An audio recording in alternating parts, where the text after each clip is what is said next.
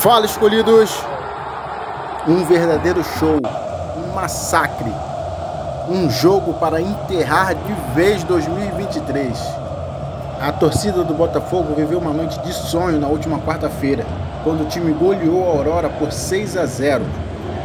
Júnior Santos, com 4 gols, Tiquinho Soares e Savarino fizeram os gols do time. A vitória lavou a alma dos mais de 20 mil torcedores presentes, resgatou um ídolo que vivia momento estremecido e trouxe de volta a sinergia entre o elenco e a arquibancada. Começou com uma festa linda, preparada no setor leste do Nilton. Um mosaico foi montado no local e a vibração antes da bola rolar lembrava os grandes momentos vividos, especialmente em 2023. Campo, o que se viu foi um time elétrico e ligado na partida. Os 11 jogadores escalados por Fábio e Matias pareciam dispostos a não abrir brecha para qualquer possibilidade de zebra passear. Vendo a equipe vibrante, os torcedores foram juntos e apoiaram e incentivaram ao longo de todo o jogo. Tiquinho Soares, que conviveu com pichações e críticas na última semana, após perder um pênalti no jogo de ida, foi ovacionado, especialmente após dar a assistência para Júnior Santos abrir o placar e depois de deixar o dele. A música do jogador, famosa ao longo do último campeonato, voltou a ser entoada de forma potente no estádio, em vários momentos, inclusive aos 33 minutos do segundo tempo, quando ele foi substituído por Janderson. O atacante é a referência técnica do time e viveu uma noite de reencontro, tanto com as redes, rompeu a maior seca pessoal com a camisa do clube, quanto com um bom desempenho, dando também 3 assistências. Quem também se inspirou com o clima foi Júnior Santos, fez 4 gols e o último deles comemorou com direito a gesto em referência à marca próxima à bandeirinha de escanteio. É a primeira vez que o jogador anotou 4 vezes em uma única partida na carreira. Foi também inédito para o Botafogo, na história da Libertadores. Agora é o clube em que o atacante mais marcou gols na história, com 16. A mudança de ares, depois de semanas de protestos, demissão de treinador e muita cobrança dos torcedores, era clara, com o time em campo. Foi uma atuação leve e o resultado foi reflexo disso. Ficou também claro, após a partida, quando o volante Danilo Barbosa, titular da equipe, voltou ao gramado do Nilton Santos para bater bola com o filho. Isso depois de 90 minutos de alta intensidade. O garoto não poupou as energias, correu, fez gol, inclusive imitou a comemoração do centroavante Tiquinho Soares após marcar. Uma noite de Libertadores era tudo que o Botafogo precisava para fechar as feridas e voltar ao foco em 2024. Júnior Santos colocou o nome na história do Botafogo, ao fazer 4 gols, tornar o maior artilheiro da história do clube na competição. Feita dividido com jogadores marcantes do passado, distante e recente do clube, Jairzinho, Dirceu e Rodrigo Pimpão. Além disso, o camisa 11 é o único jogador do clube a ter feito 4 vezes em uma única partida no torneio continental. A história de Júnior Santos é daquelas contadas em uma longa matéria do Esporte Espetacular, em que muitas pessoas se inspiram a ouvir. O atacante é de uma pequena cidade do interior da Bahia, chamada de Conceição de Jacuípe, de pouco mais de 30 mil habitantes. Ficou por lá até se mudar para Salvador, já com 20 anos, e nunca tinha pensado em virar jogador profissional de futebol. Trabalhou como ajudante de pedreiro junto com o tio, enquanto a bola se limitava às partidas de várzea. Ele, que começou recebendo R$50 por jogo, aos poucos foi se destacando e ganhando mais, até que surgiu a oportunidade de virar profissional em 2017. Hoje, 7 anos depois, o atacante vai deixando a marca em um dos maiores clubes do país. Para Júnior Santos: eu não acreditei em mim por muito tempo, mas viram potencial em mim com 23 anos na várzea, e eu joguei. Não ligo para o que falam de mim e o que eu não vou conseguir. Não ligo para quem diz que não é possível, afirmou o jogador após a partida. A primeira oportunidade surgiu no Oswaldo Cruz, time do interior de São Paulo. Depois de passar por Ituano e Ponte Preta, chegou ao Fortaleza em 2019 e começou a chamar a atenção nacional e internacionalmente. O comando de Rogério Ceni foi campeão e artilheiro da Copa do Nordeste, disputou a primeira divisão do Campeonato Brasileiro e acabou vendido para o futebol japonês. Somente em 2022 voltou ao Brasil ao receber oportunidade no Botafogo. Foi naquele mesmo ano que o atacante sofreu o baque de perder o maior apoiador, o pai, que sofreu um AVC e faleceu. Ele acreditou mais em mim do que eu mesmo. Desde a minha infância, quando comecei a jogar futebol, Meu pai sempre foi um apoiador. Não tínhamos condições, e ele dava de tudo para eu estar jogando. A partir do momento em que eu botei na cabeça no lugar e passei a ouvir meu pai, eu tive a oportunidade de ir para São Paulo. Passei certas dificuldades e quis voltar. Lembro que ele falou comigo. Se eu voltasse, ele não ia mais falar comigo, disse Júnior Santos. Santos é o artilheiro do Botafogo em 2024, com 8 gols marcados.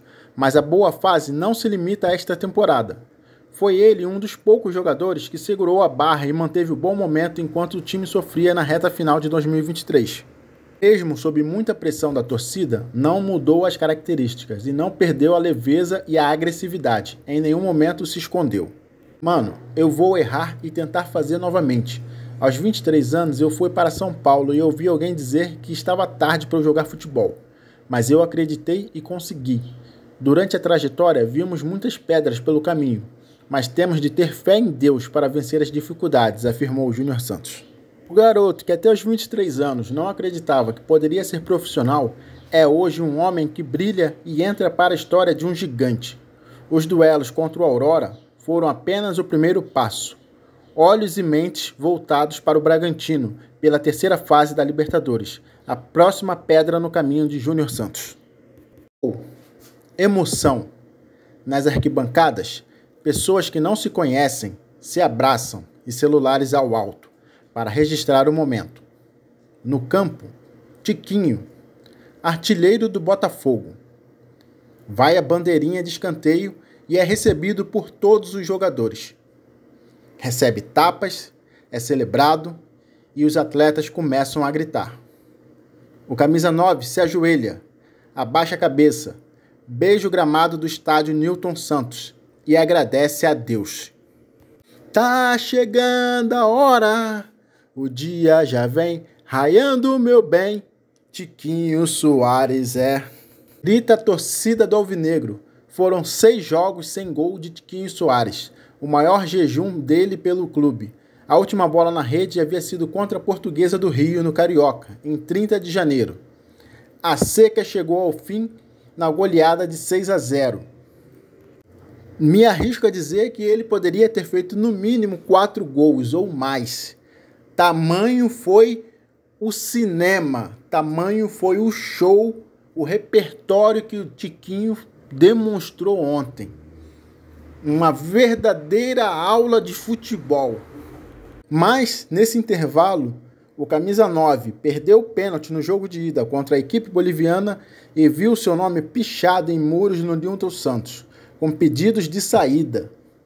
Apesar disso, foi o nome mais aplaudido pelos presentes no estádio, no anúncio das escalações antes da bola rolar.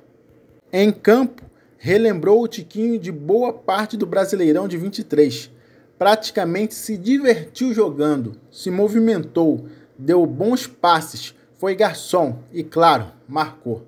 Júnior Santos, com 4 gols, ficou com os holofotes da noite, mas Soares somou 1 gol e 3 assistências, todas para o camisa 11. Tu é pi, disse Júnior Santos a Tiquinho após o 4º gol do Botafogo. A comemoração do gol foi quase um desabafo. A tradicional vibração mostrando a tatuagem de um leão na coxa esquerda e fazendo um muque foi acompanhada de um grito e correria até a bandeirinha de escanteio. Por pouco, o camisa 9 não comemorou em dose dupla. Ele chegou a marcar um 2º gol, mas este foi anulado por impedimento. Mesmo assim, Tiquinho comemorou novamente, com um grito e mostrando um muque por alguns segundos, apesar do apito do árbitro Jesus Valenzuela. Praticamente todo jogo do Botafogo passa por ele. Atacante vai até perto do círculo central para dar opção a Eduardo, confundir a defesa adversária e abrir espaço para os pontas. Outras vezes é um típico centroavante para receber os chutões vindo da defesa, dominar e achar o companheiro melhor posicionado. A sagração veio aos 33 minutos do 2º tempo. Substituído, foi aplaudido por toda a torcida, teve o nome cantado e foi abraçado por membros da comissão técnica. A classificação para a terceira fase da Conmebol Libertadores veio como um treino de luxo. Mas era o Aurora, muitos podem dizer. O Alvinegro fez obrigação quando se enfrenta um time de pior qualidade técnica. Venceu convenceu e nem deu chances de o rival sonhar em assustar. Além do placar, o destacável foi a postura do elenco em campo. Ao marcar gols, não tiraram pé ou sentaram na vantagem. A qualidade ou a falta dela do adversário podem ter ajudado para isso, claro. Mas a questão passa muito mais pela forma como o Botafogo se comportou, mesmo tendo um placar favorável para si. Não saíram do acelerador e a goleada foi uma consequência do estilo de jogo. A ideia do jogo era ser uma equipe agressiva, que pressionasse o adversário, que o adversário sentisse nosso peso dentro de casa. Nós vencemos porque os atletas precisam disso para virar essa chave, afirmou Fábio Matias, treinador interino. O alvinegro funcionou melhor. Com Fábio Matias, foi um time mais vertical, com um ataque mais fluido. A vantagem no ataque começava a partir de passes no meio dos laterais, confundindo a marcação. Depois o jogo era aberto nas pontas, explorando o jogo em velocidade. Foi assim que a maior parte dos gols foram criadas. A atuação é importante, mas o destaque da noite para a virada de chave, Júnior Santos, Tiquinho e a torcida, todos em uma nova sintonia. E claro, o Botafogo acompanhando este ritmo demorou, mas o alvinegro se apresentou para o novo ano. Vale destacar também a partida do Savarino. Uma maestria, um jogo perfeito. Só uma observação, dedicar também essa vitória ao Marlon, que ele perdeu um familiar e ele não pôde participar da partida de ontem por causa disso. Meus sentimentos à família e muita força para você, Marlon. É isso, galera. Se inscreva, deixa o like, compartilha nos grupos de Botafoguense. Fica agora também aí com a entrevista coletiva. Tamo junto, valeu e até a próxima. E nós, como grupo, ter conseguido fazer esse jogo hoje, que foi um jogo assim muito bom. Então, eu sempre agradeço, né, independente das vitórias, derrotas, eu sempre agradeço a Deus, porque se eu estou aqui hoje, tenho a certeza que foi por causa dele, passei por muita coisa, que um dia pretendo contar a minha história de vida. Minha trajetória aqui não foi fácil, nunca fui santo, nunca fui um bonzinho, mas assim, Deus ele me moldou, ele me transformou e assim eu sempre agradeço a ele, independente dos meus erros, das minhas falhas, sou um ser humano falho, mas sempre agradecer a Deus por tudo. Oi, Júnior, Fábio, boa noite, João Pedro Fragoso, Jornal Globo. Eu queria fazer uma pergunta para os dois, para o Fábio. Você falou que está no Botafogo há cerca de 40 dias. Eu queria entender como você se sentiu com essa oportunidade de comandar o Botafogo numa Libertadores. Você dividiu os méritos com os jogadores, claro. Mas eu queria saber como é que você avalia o seu desempenho pessoalmente assim, nessa tarefa. E para o Júnior, você estava falando um pouco da sua trajetória, né? Você começou a jogar profissionalmente com 23 anos, não teve base. Eu queria saber o que você passa na sua cabeça quando você para e pensa que você marcou 4 gols no jogo de Libertadores, se tornou o maior artilheiro do Botafogo na história da competição. Eu lembro de uma entrevista muito bacana que você deu, você se emocionou falando do seu pai. Como é que você acha que ele lidaria com esse momento também? O que ele pensaria disso tudo que tem acontecido com você, já que você tem sido o maior destaque, talvez, do Botafogo nessa temporada? Obrigado. Com relação à questão do jogo, né, dessa autoavaliação, né, que basicamente é essa, né, a pergunta dessa questão da autoavaliação, eu acho que é algo que depois, quando você passa o jogo, depois quando você assiste, você monta um plano de jogo. Para o dia de hoje, a gente tem o plano A, plano B, plano C, então tem alguns planos que estavam elaborados. E aí, conforme o jogo vai se desenrolando, você vai vendo qual plano que você vai conseguir ajustar dentro do jogo. Essa autoavaliação, eu acho que é uma autoavaliação assim, que é feita depois do jogo, a gente faz uma autoanálise, a gente conversa com a comissão técnica, a gente conversa com a direção, conversa com todos que estão à volta, para entender os pontos a favor e os pontos contra, que sempre tem coisas para ser corrigidas. Eu acho que esse é um dos pontos principais. E nós, como treinadores, a gente tem que ter esse filtro também.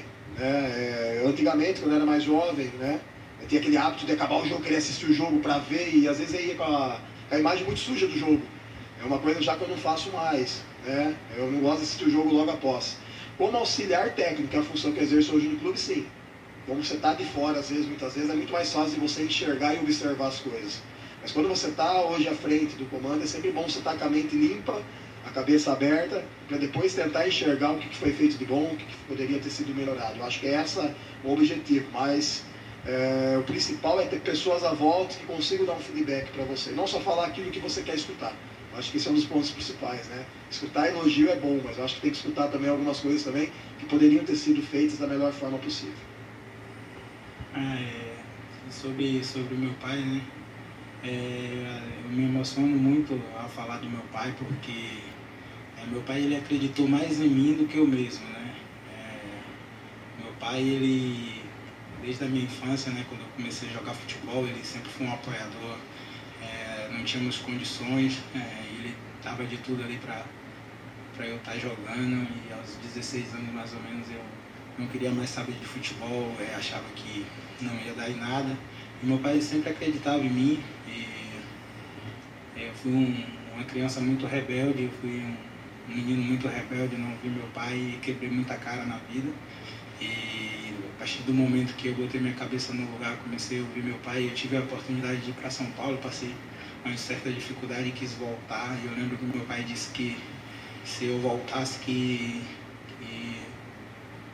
ele não ia falar mais comigo, que eu estava em São Paulo, pra gente que é do interior, que ir para São Paulo é um mundo, né? Meu pai nunca tinha ido em São Paulo, nunca tinha saído da Bahia, então meu pai ele foi um guerreiro, ele acreditou em mim, e se eu estou aqui, tenho certeza que ele tem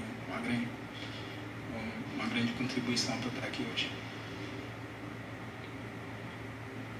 Fábio Júnior, boa noite, parabéns pelo resultado. Fábio, é comum a gente ver no futebol brasileiro times abrirem uma vantagem no primeiro tempo e tirarem o pé, porque o resultado já está garantido, e isso até passou pela minha cabeça ali depois do 3-0 no primeiro tempo. De repente o Botafogo vai fazer umas substituições, poupar alguns jogadores, tirar o pé. E não, você voltou com o time, com aquela formação que estava bem em campo. Em vários momentos, fazendo 4, fazendo 5, a gente viu você orientando o time a fazer uma marcação-pressão dentro do campo do adversário. Eu queria saber a tua intenção por trás disso. É uma intenção psicológica também, assim, para que esse resultado acontecesse dessa forma, para que os jogadores entendessem a capacidade deles de construírem um placar elástico, e para que a torcida também se empolgasse ainda mais com esse time hoje, para ajudar a dar uma virada de chave, né, na temporada e na história recente do Botafogo. Eu queria saber se era isso por trás da sua intenção. E Júnior, eu queria que você falasse um pouco sobre jogar ao lado do Tiquinho, que hoje voltou a ser aquele pivô facilitador que segura muito bem 2 jogadores, às vezes 3 jogadores com um ali ao redor dele, e deixa espaços para que vocês consigam evoluir pelos lados do campo, né? Ele voltou a fazer algo que a gente viu ele fazer muito nos melhores momentos do Botafogo no ano passado, e vocês se aproveitando muito desse trabalho dele de pivô também. Quando elaboramos o plano de jogo, a ideia do jogo era essa. A ideia do jogo, e a gente compartilhou, né, Júnior? O Júnior estava aqui, eu compartilhei com os atletas isso. A ideia, qual era a ideia? A ideia era ser uma equipe agressiva, a ideia era ser uma equipe que pressionasse o adversário, que a gente fizesse o adversário sentir o peso nosso dentro de casa. Então essa ideia foi o que a gente vendeu e os atletas compraram. Então assim, não tem muita relação com esse tipo de fortalecimento, foi mais a compra do plano, a ideia dos jogadores. Isso, e eu vendi muito isso, né? A gente brinca, né, que a gente na frente, assim, os atletas, a gente vende ideias, e os atletas compraram a ideia. E uma das coisas que nós enfatizamos muito foi que, com o peso da torcida a favor, isso geraria uma energia muito forte. E essa energia a gente transferiria isso dentro do campo e colocaria isso na prática. Basicamente foi isso. E quando a gente colocou o plano de jogo, o Júnior está aqui, não pode, né, não deixa eu mentir, né, Júnior? Os atletas olharam e falaram, não, é isso que a gente quer. Então acho que isso as relações casadas entre comissão técnica e entre jogadores. E a gente trouxe isso para dentro do campo. Essa energia desde o início do jogo, essa energia de já no início do jogo já buscar o gol, de já fazer, e de continuar buscando isso. Então todos os jogadores que entravam com esse ímpeto, entravam com essa ideia. E quando a gente foi para o intervalo do jogo, né, a gente pediu isso, para manter isso. Não deixa cair, não deixa cair, não deixa cair, mantém isso. E isso é um comportamento geral, um comportamento que vem do individual de cada um, mas tem que gerar isso em algo macro, né, geral, da equipe. E os atletas conseguiram executar isso da melhor forma possível, com essa energia. E aí eu, dentro da minha parte do campo, o que eu fazia a cada gol, fazia a cada lance era mantém, mantém, mantém, mantém. os atletas, vamos lá e vamos manter. Então, basicamente isso, tá? É a energia que vem de fora com a energia que vem de dentro do campo dos atletas para conquistar um bom resultado, conquistar um resultado expressivo que necessariamente esses atletas precisam também disso para virar essa chave, tá? Então, basicamente isso, né? O professor falou, a gente comprou a ideia, a gente começou durante essa semana, conseguimos a segunda vitória, está fazendo um grande trabalho, a gente comprou a ideia ali, plano de jogo, então saiu igual a gente treinou. E como eu falei antes aqui, acho que quando o coletivo vai bem, né, quando a gente consegue a vitória, consegue marcar os gols, o individual do atleta acaba acontecendo. Foi assim durante nosso início de temporada no ano passado, quando, né, a gente estava ali ganhando os jogos. Então hoje jogar com o Tiquinho, ele é um cara diferente, cara, ele consegue girar bem, encontrar os espaços, a gente consegue atacar ali em profundidade, achar bons passes. Hoje fez uma grande partida, né? Conseguiu marcar gols. Eu fico muito feliz pelo desempenho dele, né? Porque é um grande atleta, né? É um grande jogador e tenho certeza que isso vai dar confiança para toda a equipe, para o resto da temporada. E eu fico muito feliz de jogar com um cara da qualidade do time. Boa noite, Gabriel Rodrigues de Trivela. Júnior, semana passada, depois daquele, pode dizer que foi frustrante, empate lá na Bolívia 1-1, teve um protesto da torcida. O Tiquinho, aproveitando a última pergunta, foi um dos alvos principais, mas outros jogadores também. E a gente viu que no gol do Tiquinho, todo mundo, os jogadores do banco de reserva se levantaram, foram abraçar ele. Isso também serve como uma certa motivação, uma certa para dar uma resposta para isso tudo que aconteceu, os protestos que aconteceram na semana passada? Assim, eu não vou direcionar esse protesto à torcida, porque a gente não sabe quem foi que pichou. Os verdadeiros torcedores estavam aí nos apoiando e sempre nos apoiaram, né? Claro, a gente passou por uma fase difícil, mas os torcedores hoje deu combustível a mais também para essa vitória, querendo parabenizar os torcedores pela festa que fizeram, sempre nos apoiando. A torcida, ela ama o Tiquinho, ela sabe tudo que ele fez e continua fazendo pelo Botafogo, né? É um jogador muito importante e hoje mais uma vez mostrou a sua qualidade. Então, assim, a torcida apoiou, a torcida sempre tem gritado o nome do Tiquinho e todos nós passamos por alguns momentos difíceis na vida, né? É normal, mas a gente sempre consegue dar a volta por cima. Eu tenho certeza que agora é uma virada de chave e a gente vai conseguir aí voltar já voltamos, na verdade, a ser aquele Botafogo que conquistou o respeito de muita gente aí na temporada.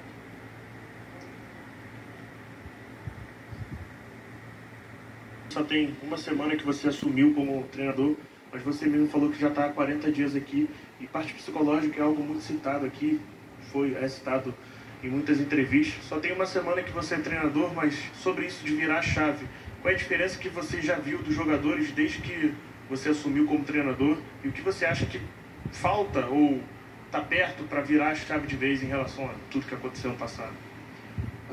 Toda vez que a gente fala a respeito desse assunto é um ponto delicado. Eu, pelo menos dentro do dia a dia, ali dentro da comissão técnica, desde o início do ano, quando a gente iniciou o trabalho, pouca gente falou a respeito, pouca gente colocou isso. Então, assim, tem muita gente remanescente do ano passado? Tem, mas tem muita gente nova também. Então acho que se a gente colocar sempre isso à frente, como justificativa, isso a gente tem conversado bastante, acho que esse período já passou, acho que esse tempo já passou. E a partir não de agora, desde quando começou, dia 7 de janeiro de 2024, iniciou-se uma nova temporada. Então desde aquele dia até agora, eu acho que a gente tem que colocar um ponto final em relação a isso, de falar do passado, falar do que aconteceu lá atrás. Já são 2, 3 meses atrás, já foi. Então, como eu falei anteriormente, se você pegar hoje o plantel nosso, tem muitos jogadores novos dentro desse plantel, tem jogadores remanescentes do ano passado, faz parte, ganhar ou perder é uma coisa que muitas vezes a gente não controla dentro do resultado do jogo, a gente sabe disso, e sabe da dificuldade de controlar isso muitas vezes dentro do jogo. Até um ponto hoje, né, e sendo a última pergunta, a questão do Marlon, a gente teve hoje, o Marlon não pôde estar disponível dentro do jogo, então a gente tem que colocar aqui um ponto e abrir uma aspas também em relação a essa vitória também, tá? Ele que perdeu um ente querido e gostaria muito de estar aqui conosco, né, comemorando essa vitória. Então acho que esse ponto a gente acaba muitas vezes esquecendo, né, de algumas coisas da relação humana mesmo, de falar colocando sempre a justificativa em algo que já passou. Então tenho certeza, já foi, já passou, ponto final e vida que segue. Vamos para o próximo jogo, próximo dia de trabalho, e assim que a vida nos dá isso, dá essa oportunidade de todo dia recomeçar. Então a gente já recomeçou em janeiro, cara, não é agora, não começou hoje, começou semana passada. Desde o dia 7 de janeiro a gente começou uma nova temporada. Eu acho que isso é uma coisa que tem que ficar bem clara na cabeça nossa, na cabeça de vocês também, jornalista, dos atletas, isso já está muito claro isso internamente também, né? E partimos aí para o próximo jogo. Acho que esse é o foco principal nosso hoje como objetivo. Obrigado, pessoal.